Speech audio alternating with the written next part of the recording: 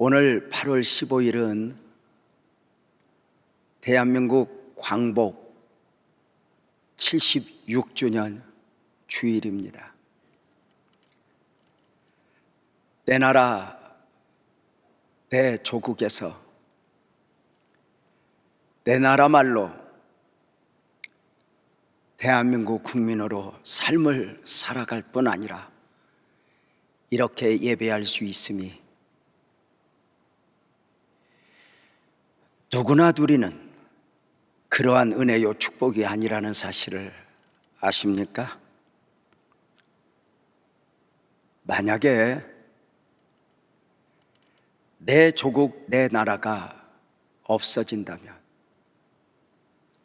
만약에 내 교회, 내 가정, 내 삶이 없어진다면 어떤 마음이고 어떤 상황이겠습니까?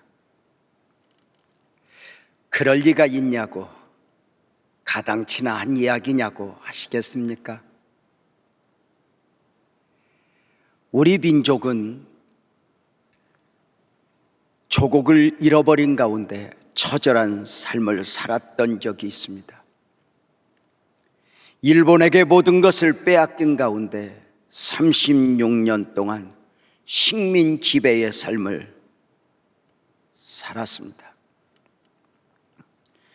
일본 식민 지배의 시작은 1910년 8월 29일이었습니다. 이 나라, 이 땅, 이 조선이 일본에 의해 강제 합방되면서 식민지로의 삶이 시작된 것입니다. 36년의 일본 식민 생활은 너무도 굴욕적이고 비참하였습니다. 나라를 빼앗긴 고통이 무엇인가를, 나라를 잃어버린 서러움이 무엇인가를 우리 조상들은 몸으로, 삶으로 처절하게 경험해야 했습니다. 36년 동안 일본은 우리의 주권을 비롯하여 우리의 문화도, 역사도, 언어도, 글도 말살시키는 정책을 썼습니다. 심지어 창씨개명으로 이름도 성도 일본식으로 강제적으로 바꾸게 했습니다. 종교에 있어서도 신사참배를 강요함으로 참신앙을 지키고자 몸부림쳤던 많은 목사님들, 성도들이 옥에 갇히고 또 어떤 이는 순교의 제물이 되기도 했습니다. 당시 일본은 우리 조국만 삼킨 것에 만족하지 않고 온 세계 정복의 야욕을 품고 전범국으로서 수많은 전쟁을 일으키며 많은 나라들을 정복했습니다. 안타깝게도 우리나라를 비롯하여 동남아시아 많은 연약한 나라들은 선택의 여지 없이 전쟁의 소용돌이에 휘말려야 했습니다. 그 많은 전쟁들에 수많은 젊은이들은 강제징용되어 총알바지가 되어야 했고, 많은 남성들은 또한 강제징용되어 미쓰비시를 비롯한 일본의 전범 기업에서 무기를 만드는 일도 했습니다. 무엇보다도 젊은 여성들은 그 꽃이 피기도 전에 강제징용되어 정신대로 군인들의 성적 놀이개가 되어야 했습니다. 암울했던 일제 36년, 우리 조상들의 삶은 사는 것이 아니었습니다. 내 나라인데 내 나라가 아니었고, 내 삶인데 내 삶이 아니었습니다. 기적이 일어났습니다. 1945년 8월 15일 일본 식민 지배 36년 만에 우리 조국 대한민국이 해방을 맞은 것입니다. 일본 식민 지배에서의 해방은 그야말로 온 나라 온 백성의 대한독립 만세였습니다. 강복의 그날 우리 민족은 비로소 주권을 비롯하여 언어도 문화도 그리고 글도 찾아올 수 있었습니다. 광복의 날 대한독립 만세의 외침은 삼천리를 진동시켰고 온 백성들의 손에 들려진 태극기의 펄럭임은 삼천리를 수놓았습니다. 내 나라에서 내 백성들이 내 나라 국기를 흔들며 내 나라 언어로 외친 것입니다. 대한독립 만세. 광복절은 당시 우리 조상들에게도 오늘을 사는 우리에게도 앞으로 삶을 살아내야 할 미래 세대들에게도 동일한 감격이요, 동일한 감동입니다. 나라도 교회도 가정도 저절로 지켜지는 것이 아닙니다. 우리 자녀들 아시는가요? 여러분의 가정이 여기까지 지켜지는 동안 부모들의 처절한 땀과 희생, 수고가 담겨 있었다는 것을요. 교회 또한 그러하지 않아요? 교회가 여기까지 오는 동안 우리가 이 은혜를 누리기까지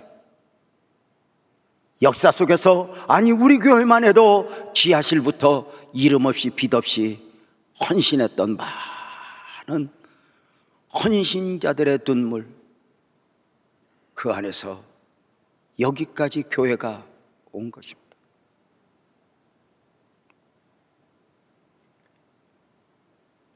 연세 많이 드신 성도님들, 권사님들, 장로님들의 눈물이 보이죠.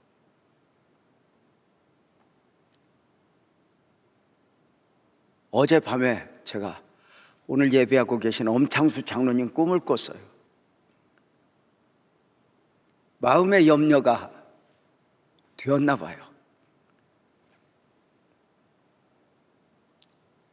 그래서 원로 장로님들 보면 눈물이 나요. 말없이 응원해 주셨고 말없이 기다려 주셨던 그 사람들.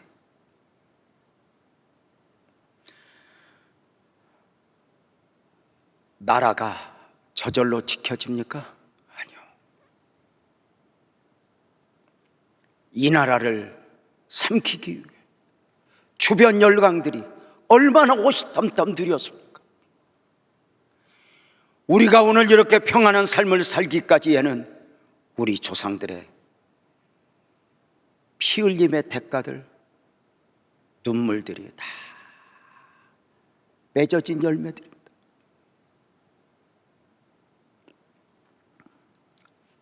이 시간에 이 나라를 여기까지 지켜주시고 또 수고했던 그 은혜들을 되새기며 우리도 나라를 사랑합니다 하는 마음으로 우리 예배 중이지만 광복절 기념 예배이니만큼 자리에서 일어나서 애국가 제창을 하도록 하겠습니다.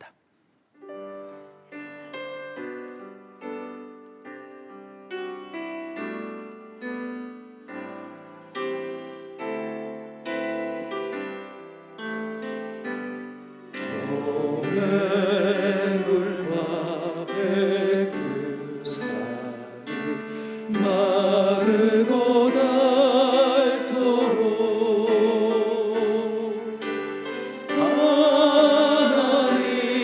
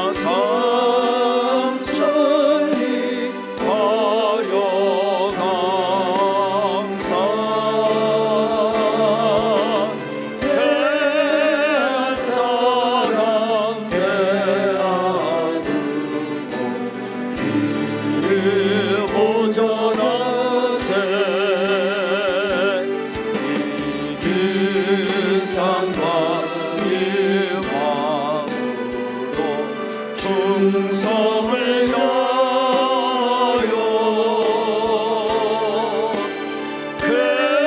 괴로우나 즐거우나 나라 사랑하세.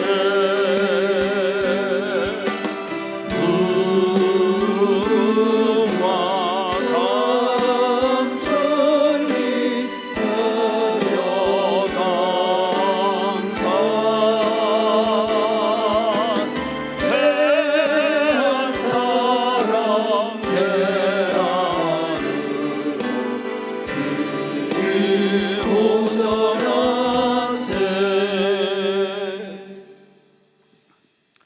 이 시간에 우리 한 목소리로 잠깐만 조국을 위해서 기도했으면 좋겠는데요. 먼저는 하나님 이 나라를 지켜주소서. 이 땅이 다시는 동족상장의 비극이나 전쟁터의 놀이가, 마귀의 놀이터가 전쟁터가 되지 않게 하소서. 이 나라 지켜달라고 기도해 주시고, 두 번째로는 하나님 저 북한 땅을 긍휼히 여기시되 통일의 은혜를 주시되 복음 안에서 자유민주 체제 안에서 통일되게 해달라고 기도해 주시고, 세 번째로는 이 나라는 복의 근원된 나라로서 하나님의 뜻과 섭리가 담겨 있을진저 하나님 이 나라를 통하여 세계 열방이 영육간에 복을 받게 하여 주옵소서. 그 사명을 감당하는 이조국 이 교회가 되게 하소서. 우리 통성으로 잠깐 기도합니다. 거룩하신 아버지 하나님, 이 나라 이 땅 이 조국을 축복하시되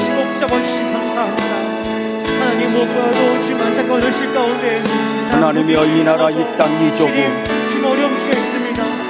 보호하여 주옵소서. 다시는 마귀로 인한 전쟁의 놀이터가 되지 않게 하시고 동족상잔의 비극이 없도록 도우시며 하나님 아버지, 이 나라 이 민족이 분열되지 않도록 도우시고 북한 땅 긍휼히 여기시되 통일의 은혜를 더하시되 복음 안에서 자유민주 체제 안에서 통일되게 하여 주옵소서. 하나님 아버지, 이 나라는 복의 근원된 나라로서 이 나라를 통하여 세계 열방이 복을 받아야 하오니 이 나라를 축복하시고 교회들을 축복하여 주옵소서. 하나님, 복의 근원된 사명을 이 나라가, 교회들이, 우리 자신들이 잘 감당하게 하여 주옵소서. 예수님의 이름으로 기도합니다. 아멘. 자리에 앉으시기 바랍니다.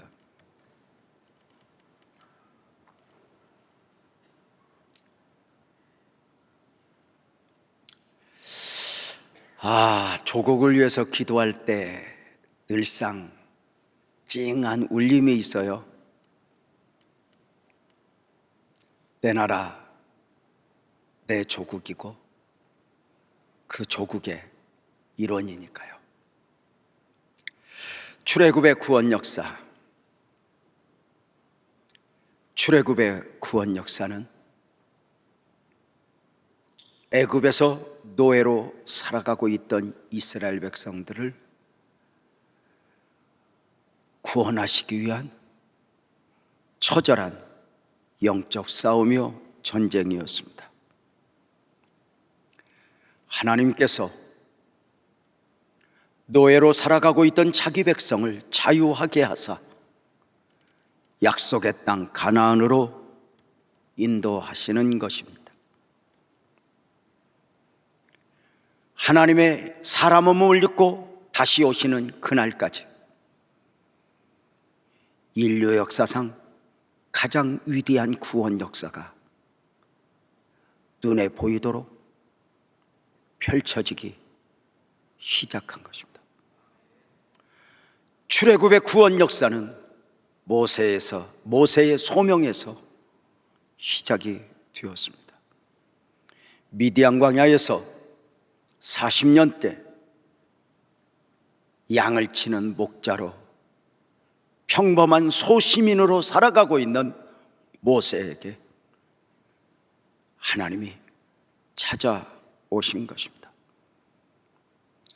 그리고 그 모세에게 소명을 맡기신 바이니 소명의 내용은 출애굽기 3장 9절 10절에서 봅니다.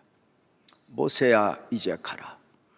이스라엘 자손의 부르짖음이 내게 달하고 애굽 사람이 그들을 괴롭히는 학대도 내가 보았으니 이제 내가 너를 바로에게 보내요 너에게 내 백성 이스라엘 자손을 애굽에서 인도하여 내게 하리라. 출애굽의 구원 역사는 모세가 받은 소명은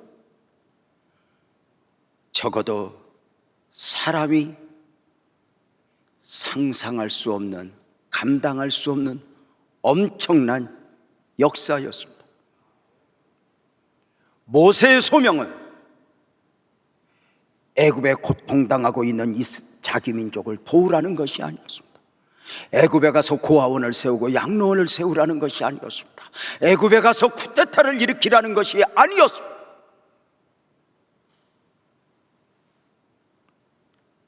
이스라엘 백성들을 그 애굽에서 자유하게 하여 출애굽시켜 광야의 과정을 거쳐 약속의 땅 가나안으로 인도하라 하심이었습니다.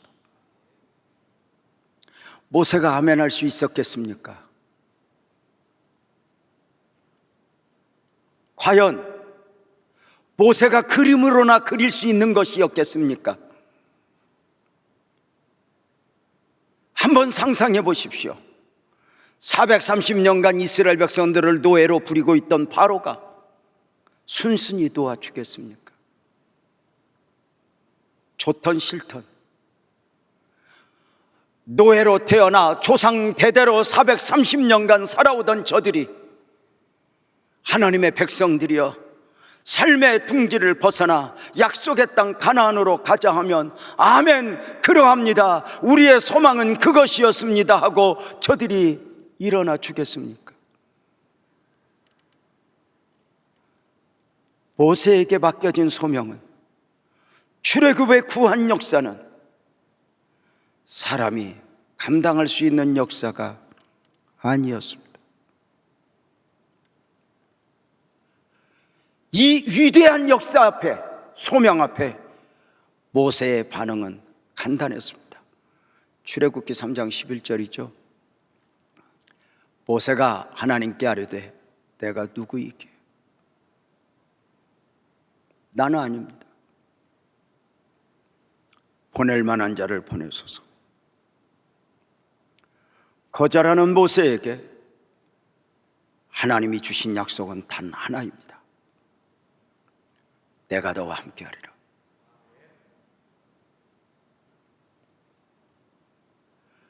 하나님은 모세를 보내신 가운데 모세야 가거라 쉬울 것이다 아무 일 없을 것이다가 아니었습니다. 모세야 가라 네가 가는 곳은 광야이고 정갈이 있는 곳이고 물 가운데 불 가운데란다. 그러나 내가 너와 함께 할게. 놀랍게도 하나님은 모세를 보내신 가운데 모세야 애굽의 사역이 이 정도이니 너에게 이만큼의 능력을 주마가 아니었습니다. 능력으로가 아닙니다. 모든 능력의 원천자 되시는 하나님이 이렇게 말씀하십니다. 내가 너와 함께하리라.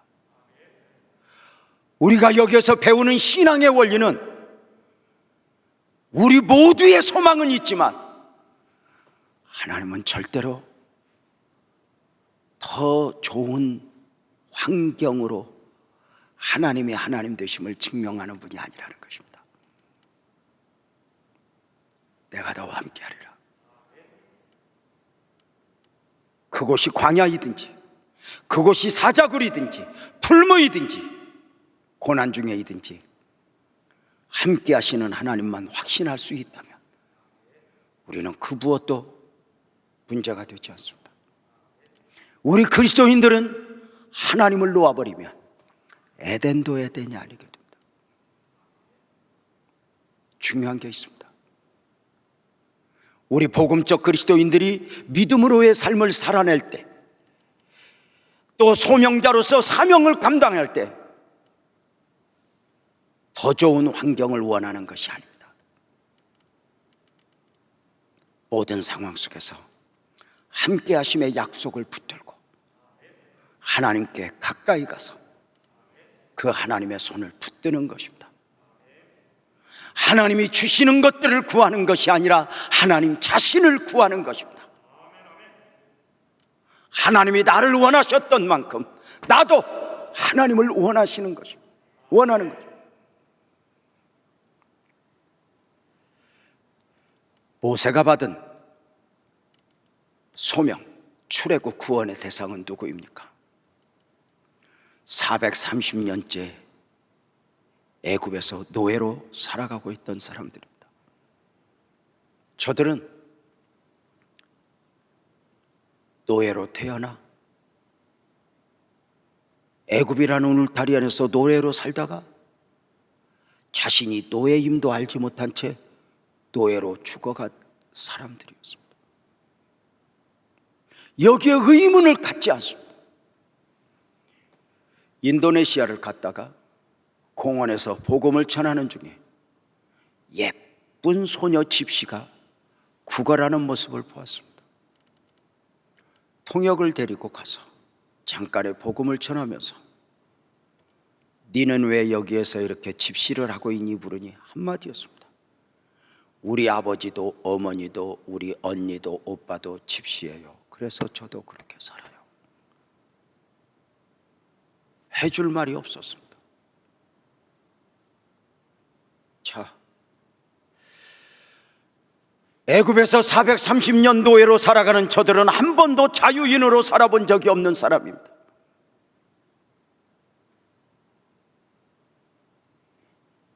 분명한 것은 애굽에서 살고 있지만 저들이 하나님의 백성이었다는 것입니다. 저들이 인식하든지 인식하지 못하든지 저들은 하나님의 백성으로서 때가 되면 애굽을 떠나 약속의 땅 가나안으로 가야 할 사람들이었다는 것입니다.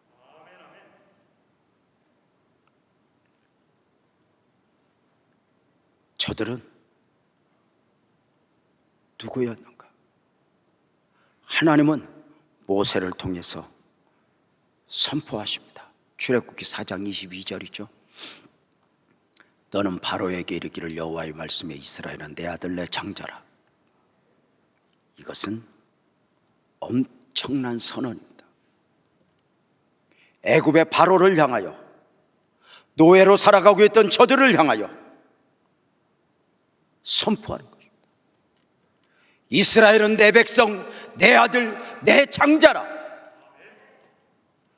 비로소 하나님이 때가 되매 자기 소유권을 주장하시는 것입니다. 애굽의 바로여, 저 이스라엘 민족은 너희들이 그렇게 함부로 해서 되는 민족이 아니라 저들은 내 백성이라. 이 하나님의 선언 앞에 애굽의 바로도 백성들도 놀라고 놀랐을 것입니다. 우리가 하나님의 백성이었어? 우리가 하나님의 장자였어? 우리가 하나님의 아들이었어? 저들은 그렇게 생각하지 않았습니다. 하나님은 아브라함과 이삭과 야곱의 하나님이었지 자신들의 하나님은 아닌 줄 알았습니다. 창조자 하나님은 과거의 하나님이었지 지금 자신들의 하나님은 아닌 줄 알았습니다. 만약에 창조자 하나님이 아브라함과 이삭과 야곱에게 하나님이었던 자신들의 하나님이었다면 자신들을 노예로 이렇게 버려두지 않았을 것이라고 생각을 합니다. 하나님이 아브라함과 이삭과 야곱의 하나님은 맞아. 그런데 내 하나님은 아니야. 그런 저들에게 모세를 통해서 선포되어지는 것입니다. 이스라엘아, 너희는 하나님의 백성이었단다. 하나님의 아들이라, 하나님의 자녀란다. 이스라엘이 놀라는 것입니다. 우리가 하나님의 백성이고 하나님의 아들이야? 바로는 얼마나 놀랬겠어요. 역사 속에서 430년 동안 길이길이 노예로 부려왔고 앞으로도 노예로 영원히 부릴 예정인데 어느 날 갑자기 여호와 하나님의 보냄을 받았다는 모세가 소유권을 주장하는 것입니다. 이스라엘 백성들이 애굽에서 살고 있지만 너의 소유가 아니라 하나님의 백성이라고 말입니다.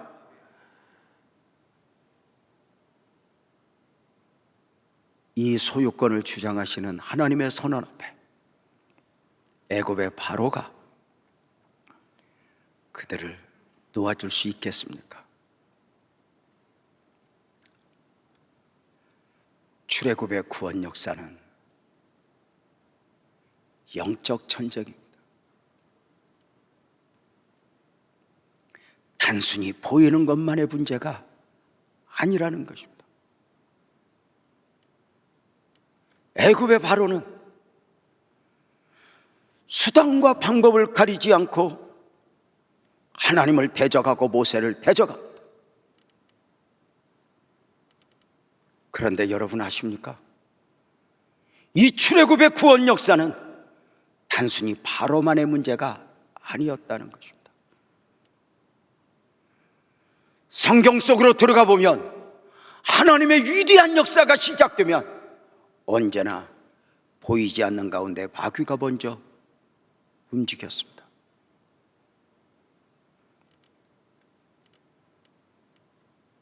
모세도 알지 못하는 가운데 모세가 태어나기도 전에 하나님의 구원 역사는 시작되었습니다.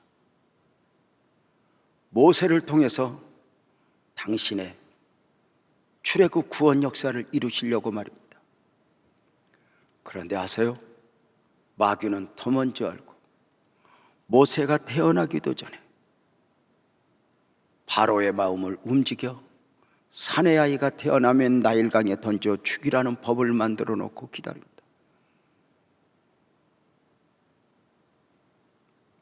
보여지는 부분은 바로와의 씨름이지만, 바로의 정책이지만 내면에 처절한 영적 싸움이 담긴 것입니다.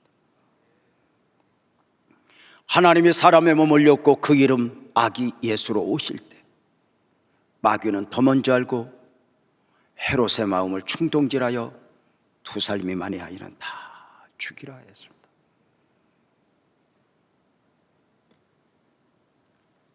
이것이 단순히 헤롯만의 문제일까? 아니요. 하나님의 위대한 구원 역사가 시작이 되면 바로의 마음을 흔들었던 마귀가, 헤롯의 마음을 흔들었던 마귀가 수단과 방법을 가리지 않고 우는 사자처럼 웅크리고 있어 내가 누구를 통해 하나님을 대적할 것인가 하는 것입니다. 사랑하는 성도님들, 출애굽을 거절하고 하나님을 대적하는 바로에게 하나님은 모세를 보내사 한 재앙 한 재앙 10가지의 재앙을 애굽에 내리십니다. 피의 재앙, 개구리 재앙, 이재앙, 파리의 재앙, 온역의 재앙, 독종의 재앙, 우박의 재앙, 메뚜기 재앙, 암흑의 재앙, 그리고 초탱생의 죽음. 10가지의 재앙을 한 재앙 한 재앙 내리십니다. 왜 하나님은 이 10가지의 재앙을 내리셨을까? 세 번째 단락으로 10가지 재앙에 담긴 하나님의 의도를 보고자 합니다. 왜 하나님은 10가지 재앙을 내리신 것일까? 바로가 그만큼 강력했기 때문에? 아니요. 하나님을 대적하는 바로는 강한 것이 아닙니다. 어리석은 것입니다. 여기에서 이런 의문을 가져봅니다. 과연 애굽의 바로를 꺾고 이스라엘 백성들을 출애굽시키기 위하여 10가지의 재앙이 꼭 필요했냐고 말입니다. 하나님은 전능자입니다. 하나님은 바로를 꺾는 것만이 목적이면 10가지 재앙 정도 필요하지 않습니다.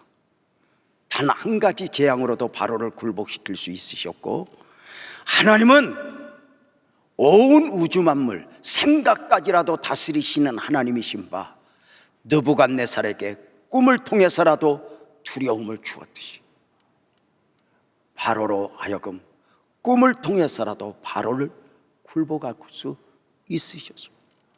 그럼에도 불구하고 하나님이 바로에게, 그 애굽에게 한 재앙 10가지 재앙을 내리신 이유는 무엇일까?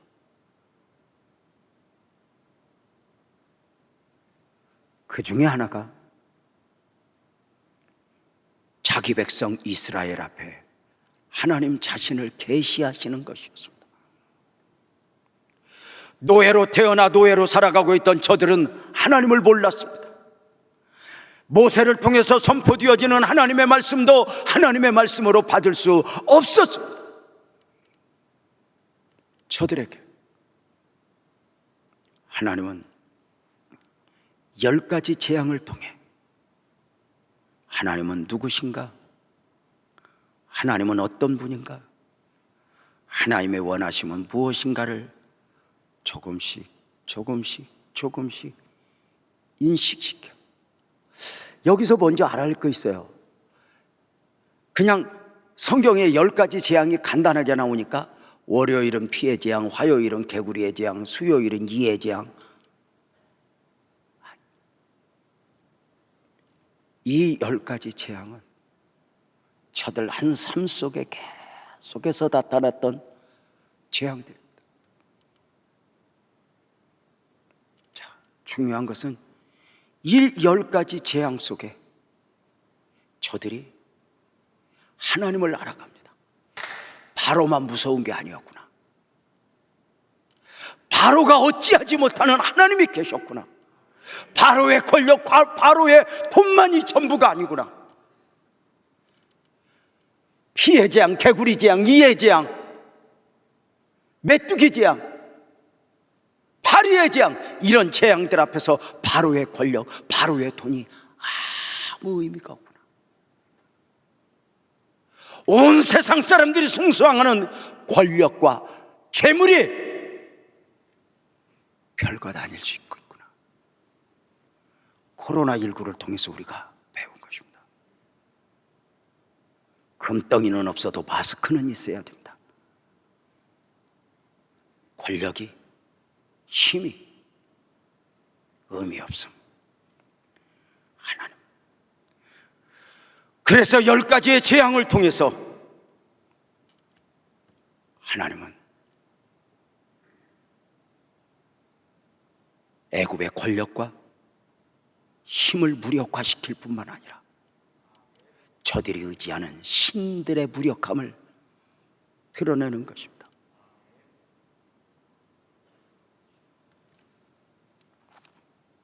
하나님이 아니면 의미가 없는 것들입니다. 무엇보다도 이 10가지 재앙은 자기 백성을 향한 하나님의 기다리시며, 자기 백성을 긍휼히 여기시며, 자기 백성을 사랑하심의 표현이었습니다. 무엇일까? 놀랍게도 하나님은 이 10가지 재앙을 통해 한 재앙 한 재앙 내리심 가운데 이스라엘 백성들이 스스로 출애굽을 결단하기까지 기다려 주시는 것입니다. 왜요? 예나 오늘이나 하나님의 구원은 강제로가 아닙니다. 두려움과 공포 안에서가 아닙니다. 한 손에는 고란, 한 손에는 칼이 아닙니다. 하나님은 10가지 재앙을 한 재앙 한 재앙 내리신 이유가 무엇입니까? 바로를 꺾는 것이 목적이 아닙니다. 다시 말씀을 드리지만 바로를 꺾는 것만이 목적이면 단 한 재앙이면 됩니다. 그런데 10가지 재앙을 내리시는 가운데 하나님은 어떤 하나님인가, 그리고 세상의 힘이라는 것이 얼마나 별것 없는가를 하나하나 인식시켜 가시는 가운데 스스로 우리가 아브라함과 이삭과 야곱에게 약속하셨던 그 약속의 땅 가나안의 순례자가 되겠습니다. 스스로 출애굽을 결단하기까지 하나님이 기다려 주시는 것입니다. 여기서 하나님의 마음을 읽어보는 게 뭐예요? 10가지 재앙을 통해서 보여지는 부분은 애굽의 바로와 싸우지만 아멘합시다. 기대는 자기 백성에게. 어떠세요? 사랑하는 성도님들, 당시 10가지 재앙이 있어질 때 처음에 저들은 어떤 마음이었을까? 피해 재앙, 마술사들이 우리도 흉내낼 수 있어, 그렇지 않아요? 개구리 재앙, 아이고 이까지 미물들, 거기서 끝날 줄 알았죠. 근데 성도님들 아세요? 우리도 코로나가 시작될 때 정말 돌이켜보면 얼마나 어리석고 무지몽매했는가 나 자신을 봐요. 처음 한 2주, 이럴 수 있네. 처음에 한 2달, 이 정도면 끝나지 않겠어? 근데 아닌 거예요. 당시에 우리 교회 한 성도가 저에게, 목사님, 전문가들은 3년을 봐요. 저는 우습게 알았어요. 그런데 지금 우리는 이 현실 앞에서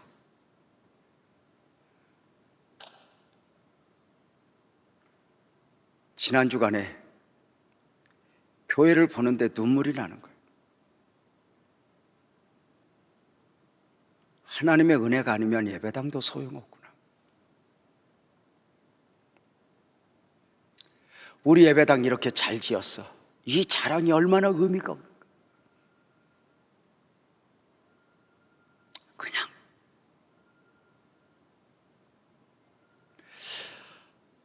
그런데 그 10가지 재앙을 우리가 지금 보면서 뭘 배워요? 아마도 저들은 한 재앙 한 재앙 내릴 때마다 저들은 이렇게 생각했을 거예요. 더는 없겠지? 당시 애굽 사람들은 어쩌면 바로를 원망했을지 몰라요. 정부가 잘하면.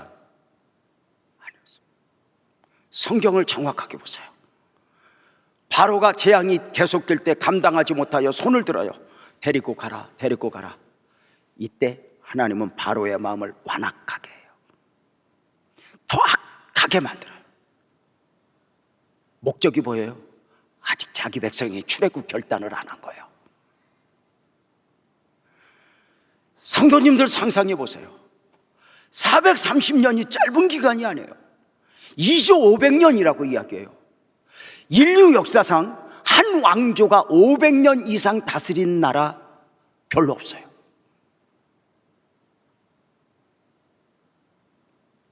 그 긴 시간 동안 싫든 좋든 아무리 힘들어도 조상 대대로 삶을 살아오던 애굽, 그리고 자녀들이 살아가고 있는 그 애굽을 어느 날 하나님의 보내심을 받았다는 모세의 통한 메시지 앞에 출애굽합시다, 아멘 갑시다 하고 이걸 정리하여 떠나기가 쉬웠겠어요? 아니요. 쉽지 않죠. 저들이 망설이고 있을 때 하나님은 한 재앙 내리시며 자기 백성을 보시는 거예요. 자기 백성을 기대하는 거예요. 내 백성아 돌아와, 내 백성아 일어나, 우리 가나안 순례자로 가자. 너희는 내 백성이다. 저들이 쉽게 결정할 수 없죠. 결단할 수 없죠. 그러면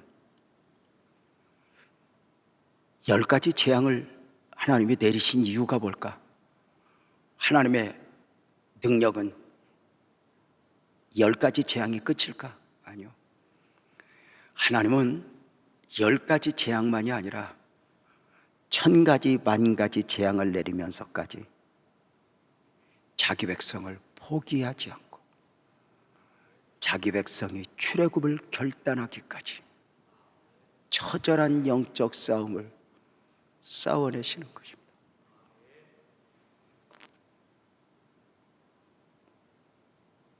보여지는 부분은 바로와 싸우지만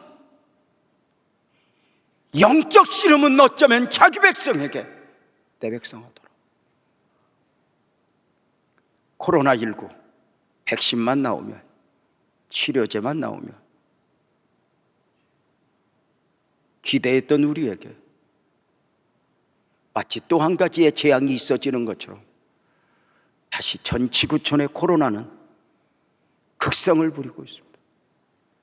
미국에 10만 명 이상 확진자가, 유럽은 손을 놓아버린 나라도 있고, 가까이 일본 2만 명이 넘어서 버렸고, 하루 확진자가. 지금 이 나라 또한 2만 명에 비하면 2,000명 별것 아니야 하지만 그래프를 보면 무시할 수 없어요.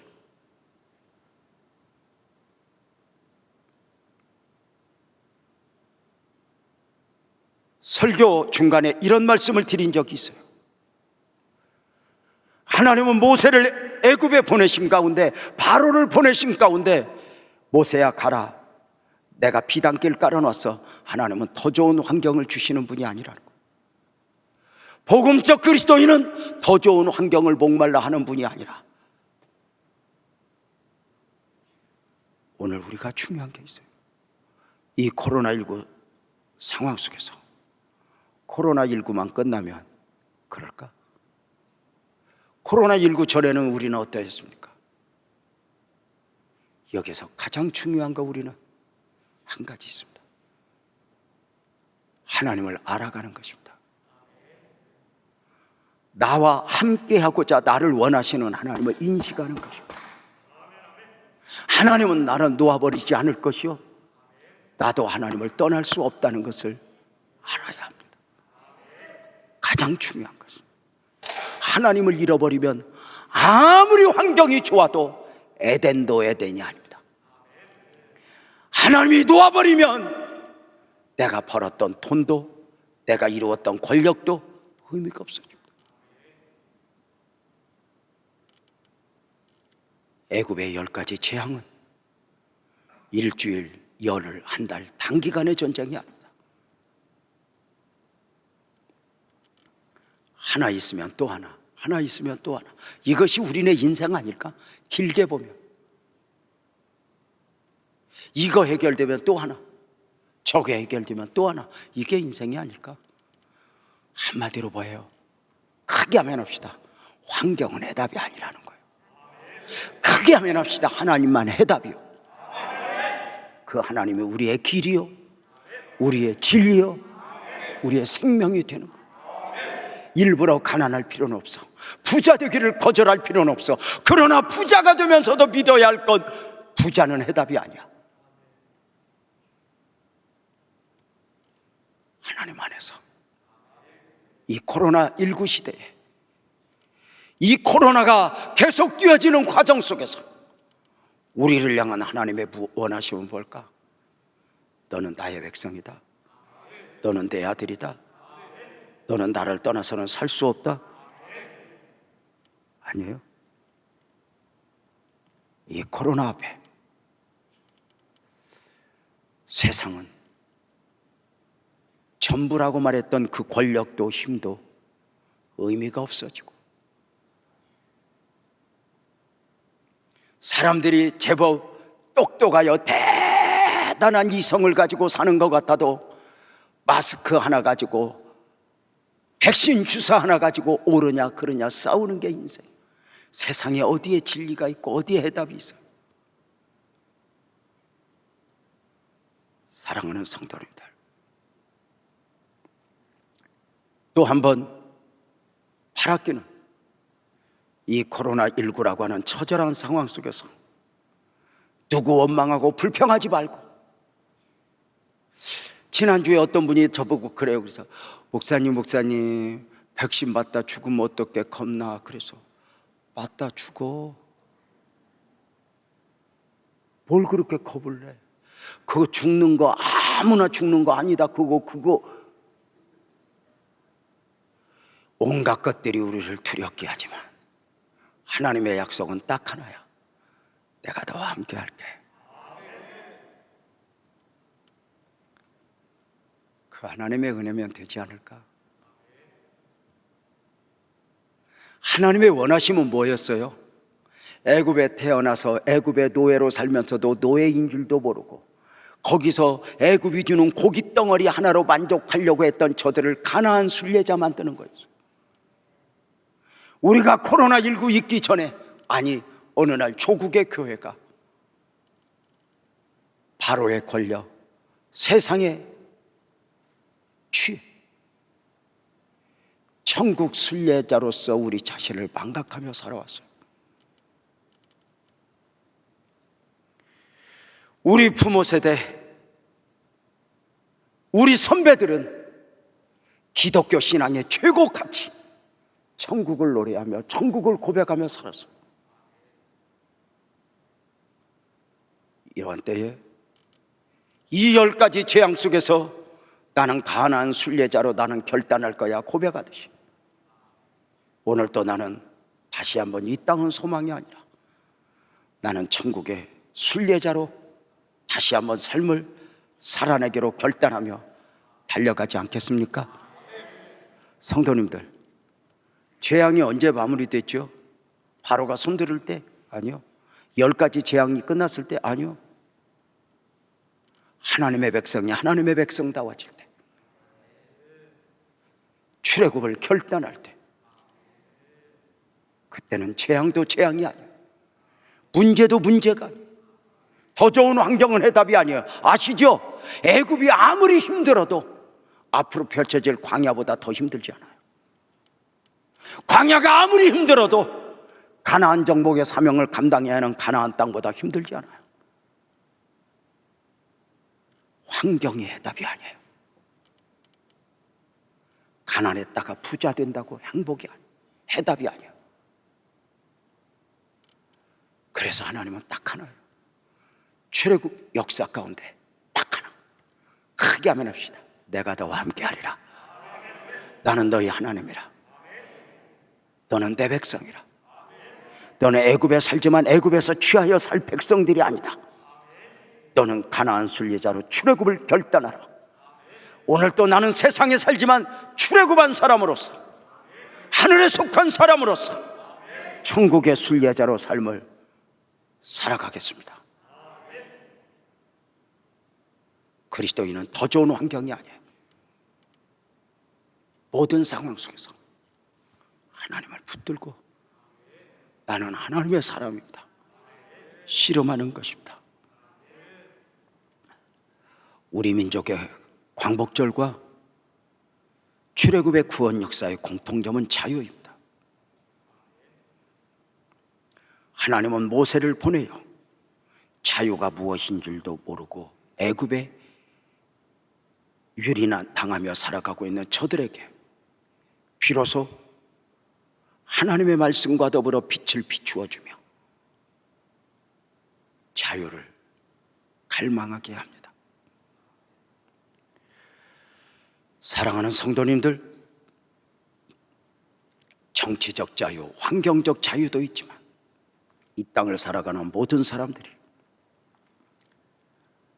얻어야 할 자유가 있으니 아멘합시다. 죄와 사망에서의 자유입니다.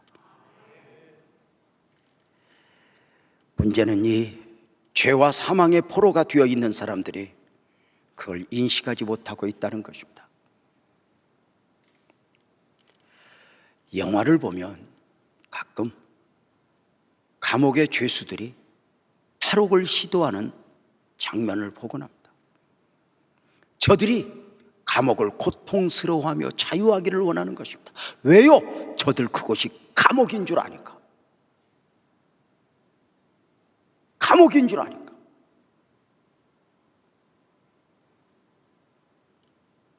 오늘을 살아가는 세상이 그러한 것 아닐까?